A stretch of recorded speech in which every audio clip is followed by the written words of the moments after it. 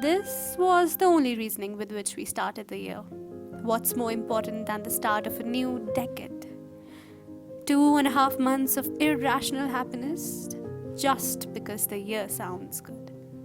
Much like organic chemistry, we were going to be introduced to the most unfathomable cases of exceptions.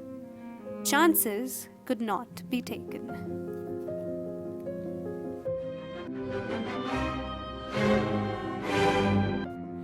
And then we were told to stay to ourselves. They aren't really to blame. We could have done anything in the scare. But the most difficult of things was the easiest one, being with oneself. George Simmel, in his work, The Metropolis and Mental Life, noted instead of reacting emotionally, the metropolitan type reacts primarily in a rational manner. Thus, the reaction of the metropolitan person to those events is moved to the sphere of mental activity that is least sensitive and furthest removed from the depths of personality. For many of us, getting locked in a room was the biggest fear. Even for the introverts, how do we confront our thoughts that stand beyond the emotional and moral high ground that humanity shares? Much as I crave human interaction these days, I think I've got habitual to this one.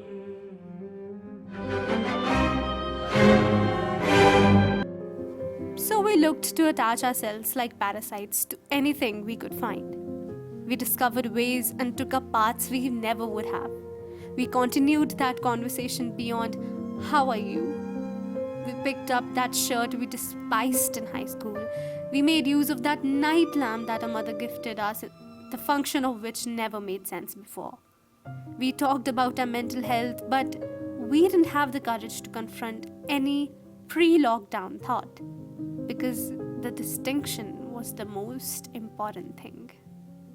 It just pauses. It does not stop. It isn't still playing. The four walls were our best friend. Reading, and I hate the world. I don't hate the world. I love the world. But I'm so irritated today.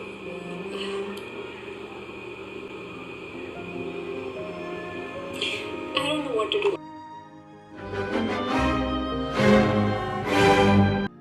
Only a few of us would have the strength to deny the happenings of the world around us.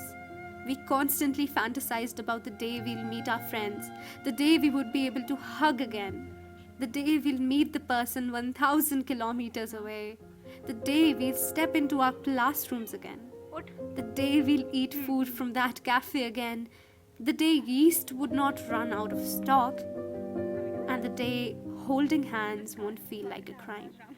So we could feel something anew, a refreshing memory, an experience unpaused. There's one thing we can't ignore. We spent a huge chunk of our time in the pandemic talking about what would follow. But I've spent times when I would feel empty and I won't be able to feel anything, or I won't be able to distinguish my feelings. And I think it is such a humane thing to feel.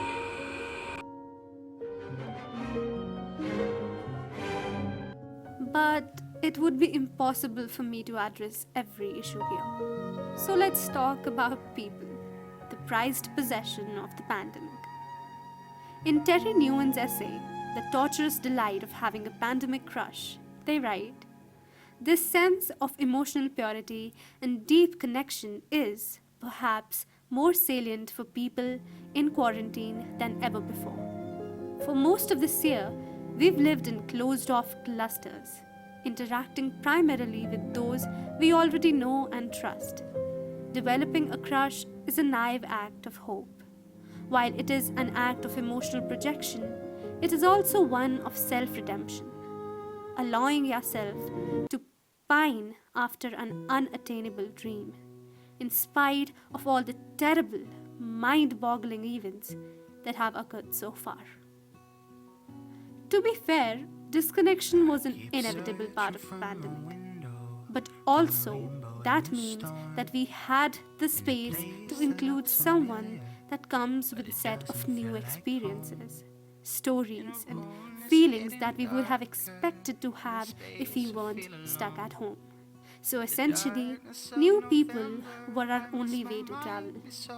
All this connection came with one common denominator: hope.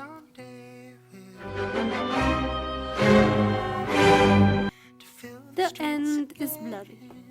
Of course it is. But ask yourself, if it ended abruptly, the way it started, would you be able to let the pandemic feelings seep? In years, how will you see eye to eye with these pandemic feelings? But my experience speaks the minimum. So, I decided to ask you all. How would you describe the pandemic in 3 words? Now when I'm feeling alone, in a place a little scary, I'll think of how I've grown, and I love like February. Awful, I know this makes sickening, no sense, but this dreadful. time it doesn't either. No, you're not alone.